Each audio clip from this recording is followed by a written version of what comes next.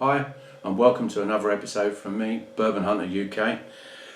Now, in my last video that I released, I finished off by saying that I would do a review of the Buffalo Trace Kosher Bourbon series, specifically the wheat recipe and rye recipe. Now, thinking about it and how I would put it across on a video, I realised that I was limiting myself, and really they both deserve their own separate videos. It would get too muddled if I tried to do them both at the same time, and especially if I've decided to do like a comparison a video with other things that you can purchase around the same price, around the same proof point, and that all three are wheated bourbons. So first of all, let's introduce the star of the show, so to speak, the main focus to this, which is Buffalo Trace. Hang on, no, that's it. Now this is the Buffalo Trace Kosher wheat recipe. Now it's age stated on the back, it's 7 years, it's 94 proof. I picked up a bottle of this for just under £36. I know that I've seen it online recently, and you can get it for £50 if you look for it, but I would recommend anybody that's thinking seriously of buying it, hold out. Every now and again the places have it, they reduce it down, and you can get it for that £35–36 mark, and yeah, that's what I would do. £50, yeah, I think that's a tad expensive for what it is, but we'll look into that the more we get into the review. Right, next contender. This is both, again, 94 proof, a wheated whiskey. I picked this up for this specific bottle for £34.50. I think it was midway through last year, from Amazon, I believe. And yeah, this is the Maker's Mark number 46. This is the one with the French oak staves. So it's aged for the same length of period as the standard Maker's Mark, but then they've put the extra staves in it and aged it for a little bit longer. So like I said, this one's 7 years. Now this one can be, the standard Maker's Mark is from 6 to 7 years, but then again they put the staves in and age it for a little while longer. So just for ease of use, I'm going to say from 7 to 8 years. This is the age of it. Minimum it's going to be 7 years. The maximum is going to be about, I would think, 8. Right, and the third. Now this is Buffalo Trace again, which is a similar thing, but this is only 90 proof. But again, it's a wheated whiskey. It's a Weller Special Reserve. Now this, from all accounts, is roughly, can be, or is suspected to be about 6 to 7 years old. And like I say, it's only a 90 proof. But this was £36. 36? Yes.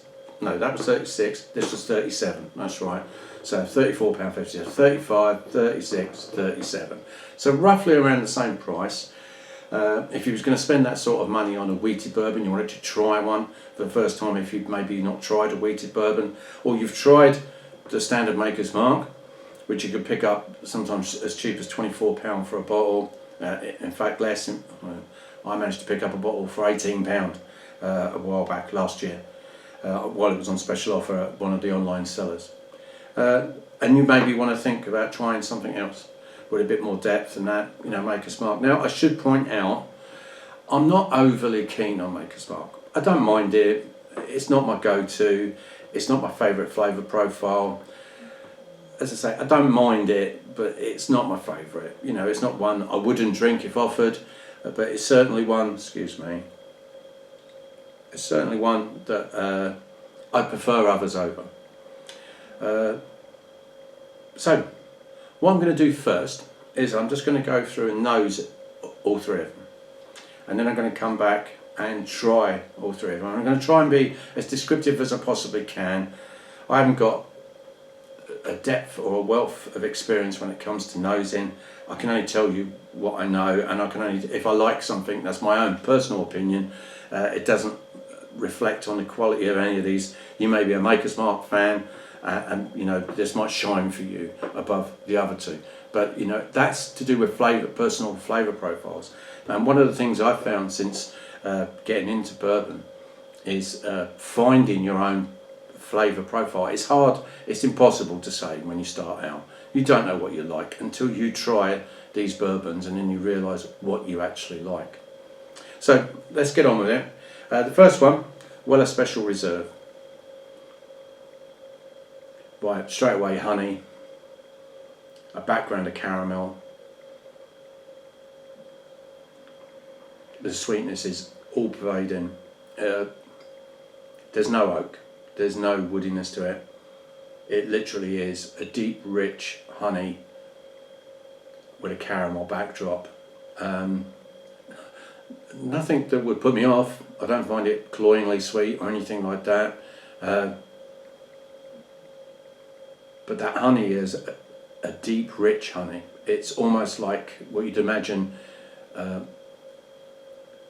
honey dripping from honeycomb. That smell, it's got a rawness to it, it's got a depth to it. It's not just sweetness with a tinge of honey. There is a lot more honey depth to it. But that basically is it. There's not much to it apart from that. Right, now on to the Maker's Mark 46.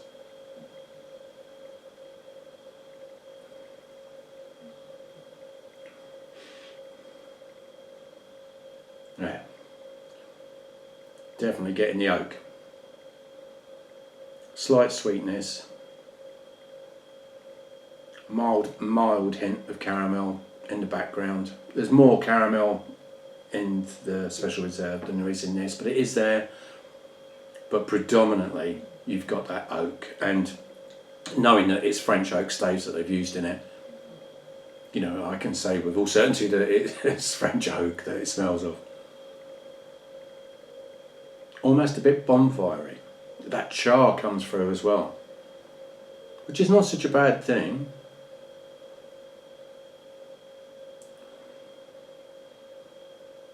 It's not a bad smell, not a bad smell at all, but definitely oaky, whereas the Special Reserve is sweet with no oak. This has got plenty of oak and a slight sweetness. So going on to the wheat recipe.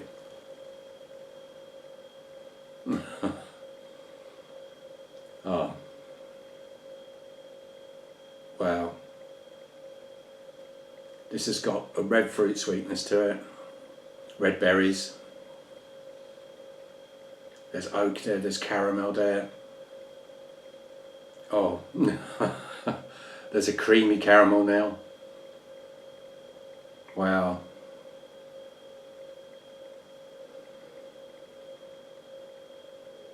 Not getting much oak. Not getting any char.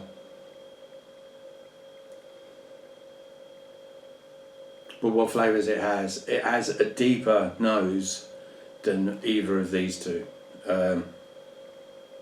There's far more going on. Okay.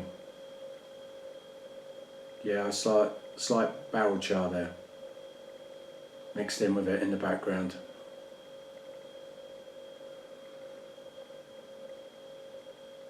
Very, very pleasing nose, very pleasing. To me, out of the three, this has the nose that I'd want, without a shadow of a doubt. There's a depth, there's a complexity there, there's something that will keep you interested. And I, for one, am a bourbon drinker that when I do have a pour in an evening, or of an evening, I will sit with my Glencairn or a snifter glass, like a Copita or whatever it is I'm drinking from, and I will spend 5-10 minutes with it just warming through and airing up, and occasionally smelling it. Oh, going back to this is very rewarding. Wow, it's rich. There's dark stewed fruits in there as well. Now I'm going to quickly just run back through. Let's neutralise my hand a minute. I'm a snifter. Oh, going from the kosher to here, this feels a lot raw, a lot more astringent on the nose. The oak is there. It just seems a bit blunt force trauma, if you can understand that. caramel seems a bit more subdued now. But maybe that's because the wood's opened up a bit. Right. Let's go back to... Wow, honey jumped out straight away, bags of it. The honey is the first thing that hits you.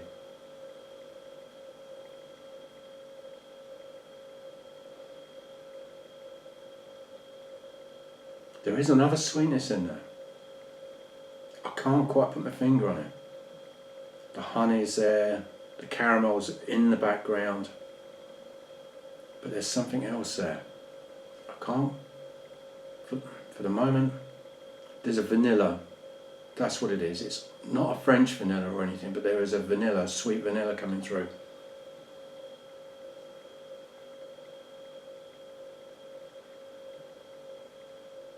Wow. To be truthful with you, if you ever wanted to practice finding sweet notes on a bourbon, this is the one to do it with, because you've just got an abundance of sweetness. There is no oak in there at all. And I got honey, caramel, and that vanilla. In fact, the vanilla seems to be becoming more dominant. As the honey is subdued or is dying off, that vanilla is pushing forward. Very nice, very nice. I don't mind a sweet bourbon. Excuse me. I don't mind a sweet bourbon as long as the mouthfeel can to back it up. So, speaking of that, let's have a quick taste of these.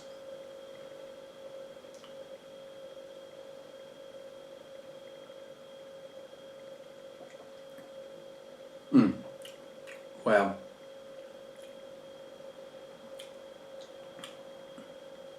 A warm, gentle oak comes straight in with the mouth, straight in. There's no sweetness on the palate.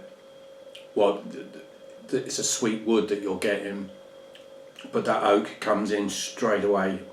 That oak that you're missing on the nose is certainly there on the palate, and it's not astringent, it's not overbearing. It's really nice. Spice over the mid palate, as you would expect. The finish is lovely. It really is. I know, I'm saying this as if I'm shocked, like it's the first time I've drank this, but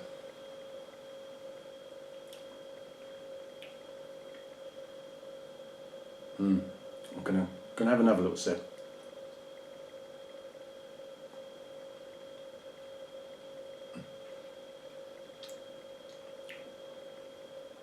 Oh.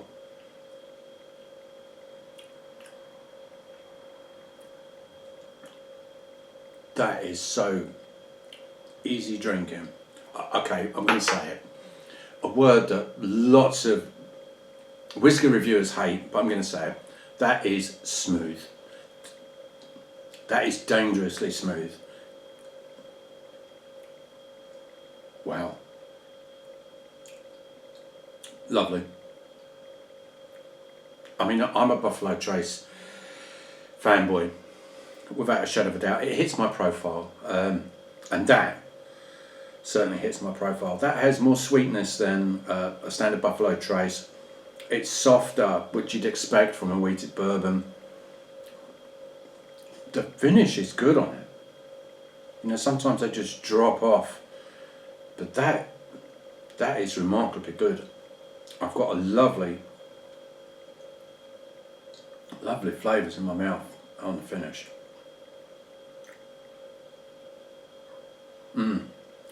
Sweetness, a touch of dryness to it, but that dryness is almost zesty, but not overly so. The wood is gorgeous. Smooth. I'm going to say it, smooth, sweet and smooth. Everything about it is very refined, very refined. Some people might say hidden, some people might say one-dimensional. No, I wouldn't say that. It's not complex. There's not a deep characters that are hidden away that you could probably find on sipping this over the course of an evening. That, I do like that. I do like that. That's without a shadow of a doubt. Right, let's have a drink of water. Clear the old palate.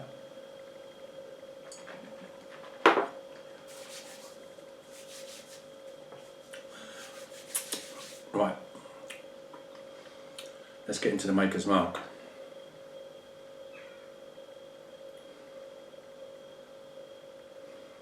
Coming from that, the wood doesn't seem as strong, but coming from that, the wood seemed more astringent. That's just weird. Yeah, that caramel stepped forward a bit as well. So, on the palate.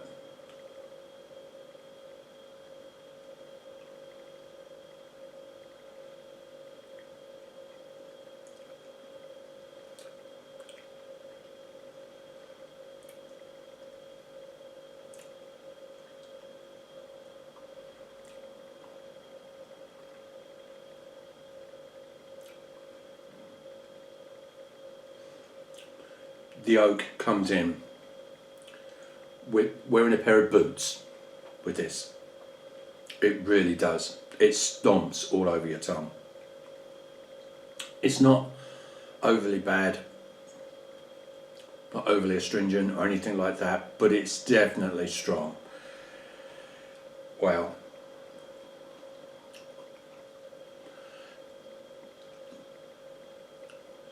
The finish is very dry, especially in comparison to the Weller. It's not bad. Hey, I'll be truthful, out of the two, the standard Maker's Mark and this, you know, I do prefer the 46. It has a bit more depth to it, I find.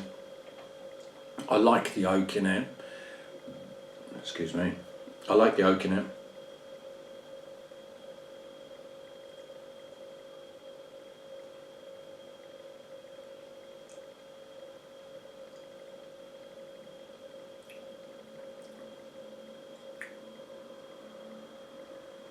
There's some depth to that French oak.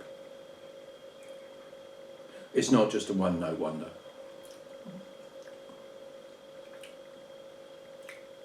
Yeah, there's a caramel, a butterscotch that comes in with that oak. As the oak, after the oak has trembled all over your tongue, into the finish, you just get that caramel, that butterscotch. The oak is there. But it seems to me that once you get used to the taste of the oak, that's when you can notice those other flavours coming through. A hint of vanilla, and I do mean just a hint.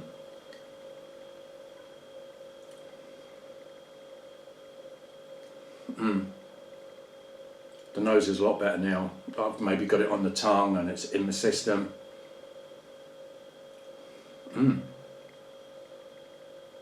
Caramel forward now. It's amazing. I mean, I had these poured 10 minutes before I did the video. I always find myself, I'm never one for cracking open a bottle and drinking straight away. I do like to let bourbons open up. I think there is so much depth and more layers to them once they've opened up, and I enjoy them so much more. Whether that's just getting to room temperature, I don't know, but that's definitely very nice. The oak. If you like an oaky bourbon, and especially seeing as this is, I mean, neither of these two are finished. This is definitely a finished bourbon. And if you wanted to try a finished bourbon and you haven't already, I'd recommend this. I really would. It's very nice. I'm going to give it one more.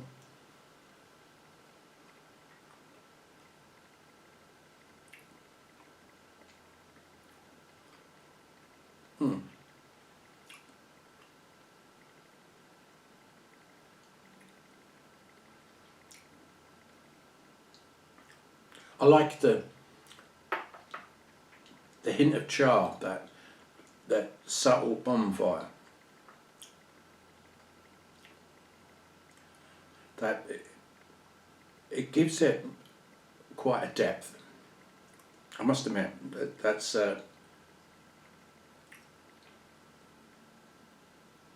whether that's, it's got better over time. Whether that's because, like you can see, it's like halfway through. Maker's Mark, I've often find that when I crack open a new bottle of it, I'm not overly impressed with it. You know, I have to push myself to finish it off almost. But it does actually get better when you get below that shoulder line, this shoulder line here. As soon as it starts getting down, it just seems to open up, and there's an added depth to it. And to be truthful, yeah, that's what I'm finding with this Maker's Mark. But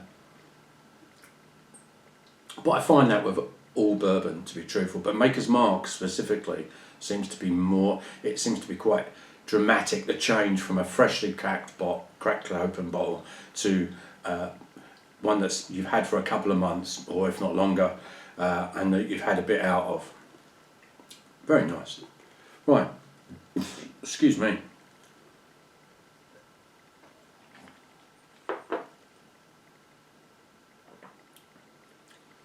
Clear the old palate. Right. Let's see where we go now. Oh. Creamy vanilla, creamy caramel, vanilla background.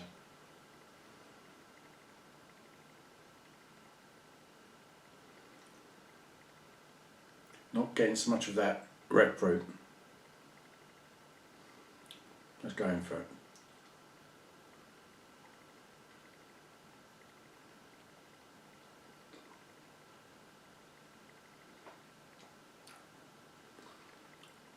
Oh well.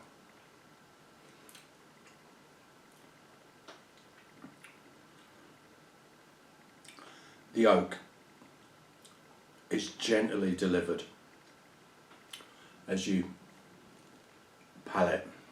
As it goes into the palate, as you take your mouthful, you initially get a burst of sweetness, caramel, a touch of cream to it, and I'm not on about the viscosity of it, I'm just on about the flavour. And then as much as that, or as quickly as that hits, the wood just comes in and takes over. It's a beautiful, rich, decadent wood. Would I prefer it over this? Yes, definitely. For all its good points, it can be quite strong when it comes to that oak, as if it's been over oaked. And I'm talking about the Maker's Mark. This seems to have that balance. I'm going to go in for another one.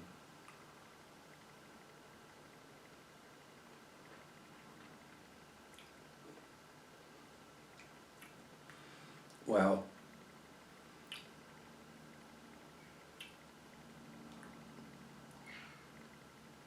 you get the toasted barrel, the char, but in such a well delivered way. It's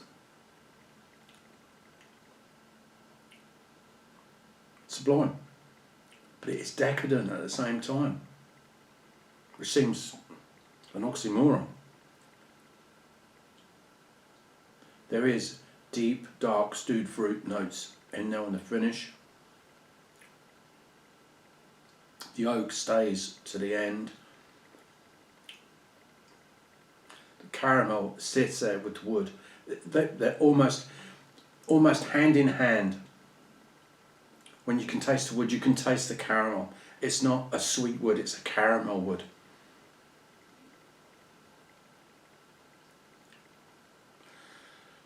I'm going to do it again.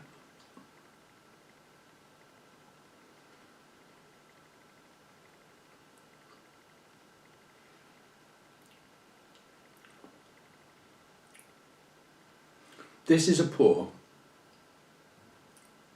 you could sit and have an evening with. You didn't want to move, you just want to watch a film. and occasionally pick it up, have a sniff of it, have a sip, and find added depths of flavour, find added things in it as the evening went on. Spice is now coming through a lot more because I've had 3 sips, but that balances.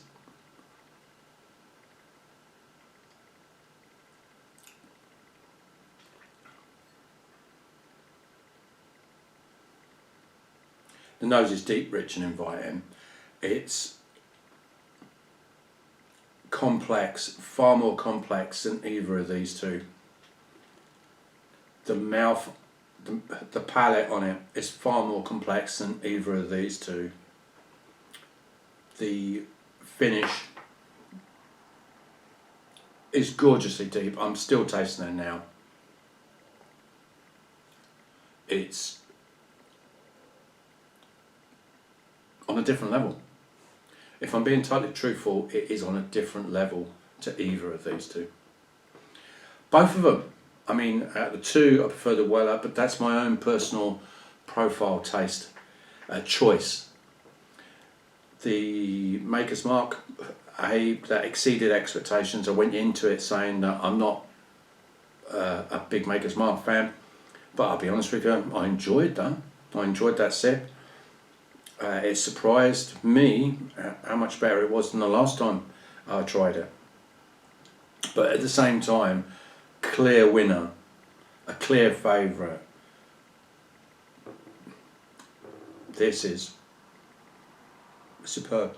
If you want a simple drink, sweet, I wouldn't dream of using this as a mixer. I think you'd lose it unless you just want something sweet in a cocktail or whatever. Not that I ever use cocktails, but if you wanted something sweet for a cocktail, hey, that'd be the perfect thing. If you want something woody for a cocktail, perfect. You know, but this is a good sipping bourbon. There is so much depth to it, so much character. It is decadent. It really is. I'm struggling here not to just pick that up and just keep sipping away under some some excuse or other, just to keep drinking that. So, £35, 36, 37, you know, 35, 36, 37. Around that area, what would I buy again? Well, all three have got good points. Me personally, profile-wise, this is superb. Especially when you think about it, in this country, we can, in the UK, we can buy Eagle Rare for just over £30 when it goes on special offer. And when it isn't on special offer, it can be more expensive than this. At 94 proof, that extra proof, the extra depth of flavours, I mean, an Eagle Rare is a 10-year-old bourbon. But I'd say this was a variation on a theme again from Buffalo Trace. This is a very good alternative and something well worth having. If you like Eagle Rare, or you like the Buffalo Trace distillery, you like their products like me, definite. This is a definite. Get it, without a shadow of doubt. You will not be disappointed. And I say that with that caveat. You know, if you like Buffalo Trace distillery products, you like the Buffalo Trace, you like Eagle Rare, you like the Baby Saz, you know, Sazerac rye, even though that is a rye. Excuse me. If you like those products, definitely get it, without a shadow of a doubt. I mean, the Weller, there's such a sweet flavour to it, so smooth. I mean, these words on the front of it, special reserve, they mean absolutely nothing. There's nothing special about it. There's no reserve about it. You know, it's just a brand, a name that they put onto it to sell it. But I do think it warrants it, a special reserve, you know, because it is smooth, easy drinking, hell of a so. It is sweet, but it's not cloyingly sweet. But this, you know, like I said, the oak that was there was definitely prevalent. I've just smelt this again, and that bonfire note charred wood note comes through. That is appealing. There's a place for it, you know, hence why, you know, I'm not overly keen for it, but I've got one in my collection, and if I'm being totally truthful, I will continue to keep one in my collection. But let's get to the meat and potatoes of this one. Right, what, money-wise, if I had 36, 37 pounds, whatever, yeah, all day long, every day. But if I had £36 and I already had a bottle of this, yeah, I'd buy a bottle of that. And if I had a bottle of this and a bottle of that and I had another £35, I'd buy a bottle of this. You know, they're all good wheated bourbons. I mean, I do like bourbon. Wheated bourbons are softer, and I do think they age far better than a standard rye recipe bourbon. They seem to, if you think of WLW, William LaRue Weller, you know, the amount of money that they go for and the reviews that I've seen on them, you know, there is a certain, and Pappies as well, you know, when it gets to a certain age, you know, I think wheated bourbons can stand out far more. They're all about the same age, you know, 7 years, 7 to 8, 6 to 7 supposedly. 90 proof, that's another thing as well. This held its own as a 90 proof against 294s. I mean, there's not much in it, 94, but I hardly noticed. Price point, wheated bourbons. I don't think you can go wrong with this. If you haven't got one already and you like the Buffalo Trace profile, I know I'm going over the same thing, but it is the truth. You know, if you like Buffalo Trace and you like a wheated bourbon or you want to try a wheated bourbon, go for this, 100%. And that's about all I've got to say, really. So, if you're still watching, thanks very much. I appreciate your time.